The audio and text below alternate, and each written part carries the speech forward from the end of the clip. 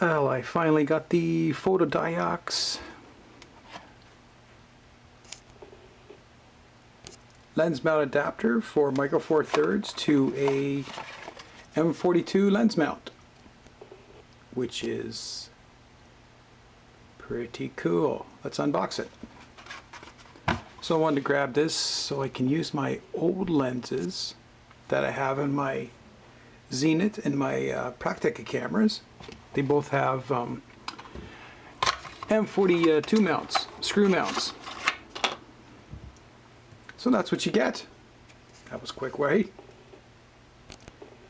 You get, will this focus? You get a all metal lens mount, metal screw mount on the inside for your accepting camera lenses, which I will show you in a second. And on the back, you get a metal lens mount for the camera side. So let's get to putting it on some cameras. So I grabbed my Olympus EPL5, the adapter, my Zenith ME with the nice 50mm lens on it, and my Praktica with the Hellas 58 f2, Hellas 44M 58 f-stop of 2. I'm going to put on it right now. So if you're looking to, if you're a film photographer and you have digital and you want to get into the idea of adding it to digital, like my question was a couple of times now, more film or digital, now you can do both, film and digital. Well, film lenses with a digital camera, I might add, but see how super easy it is to go on? You line up the red dots with the red dots on the camera. There you go. And it clicks on.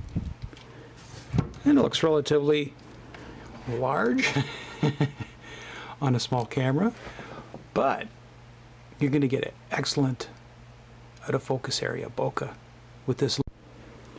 So a 58mm lens on a micro four thirds will be 116mm. So you will be able to get really nice portraits with this lens, and you just saved yourself a ton of dough.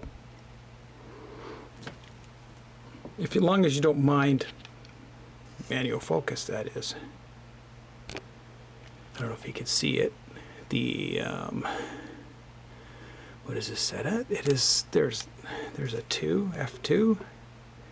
You're getting roughly 50th of a second, 60th of a second in extremely low light at a ISO of 200, which is pretty cool indoors. How is the focus?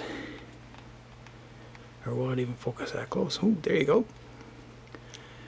So focus is roughly about 2 feet away. I don't know if you can see that, and then it slowly, as you can see, it slowly drops off there. Very cool. This is going to be fun. So I'll give you some sample video and a couple of sample images of this setup right now. So I threw everything, all the images in Lightroom. I took about 6. So I'll just go through them. These are unedited images, and every single shot except that one, I wanted to see the nice bokeh. It's got really clear, clean bokeh, smooth. Every single one is shot wide open, and in the video that's coming after this is all shot wide open too as well. Or actually, I changed the focusing distance for the video so you can see the bokeh in the video and in the sharpness of it as well. So I'm going to tweak these just a tiny bit. I'm going to go 1:1 and see that it falls off really nice. super wide open. It's like, look at the bokeh here. Nice and circular, just the way you want it. Look at that, that's amazing. Woohoo, I love that. So all I'm going to do, maybe brighten it just a tiny bit. Nothing is, there's a little bit of highlight blowing out there. So I'll just bring that back down till it is pretty good. That's good. With those blacks, I like using the blacks, bring the blacks down to add saturation, and then I'll add some clarity. Maybe a little too much. There we go. So I'll copy that and paste it to this image and see how it looks. That's a really shallow depth of field there. Oop, there we go.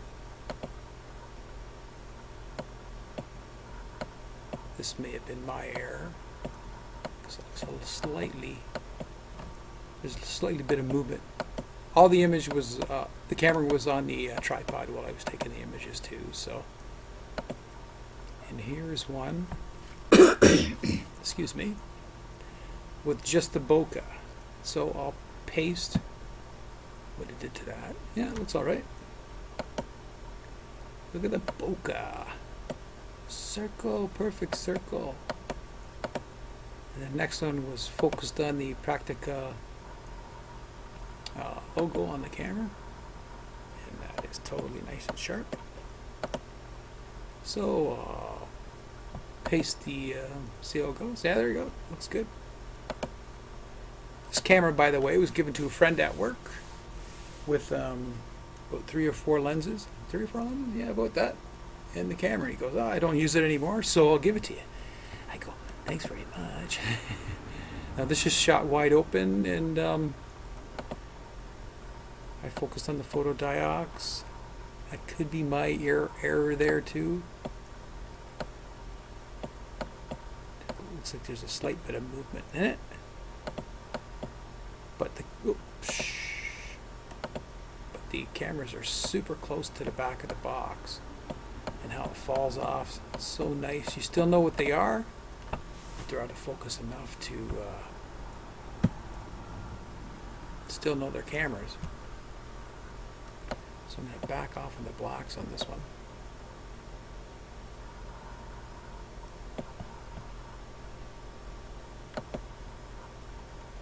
Let's brighten up those shadows a bit. Might get a little grainy, but that's okay. What's the box look like now? Looks okay. And this one was just a quickie. Shot at the focused on the light bulb, and it looks good and wide open because I'm shooting right directly outside the window, because this is a tree branch and these are tree branches. That's the sky. There is no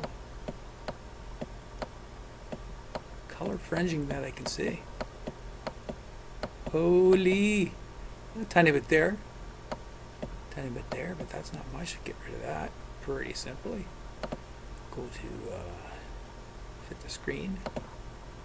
Try that. Nope.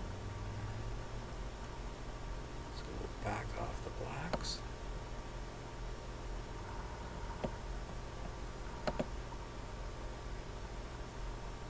Oh, there's some purple fringing there. Go down to it and get rid of it. Remove chromatic aberration. Take the dropper. And it is gone. Let's see up here, because there's some other color there, I think. There's a little green. Nope. That's alright. So that's wide open as well. That's really neat. So there you have it. There's 6 images done in Lightroom.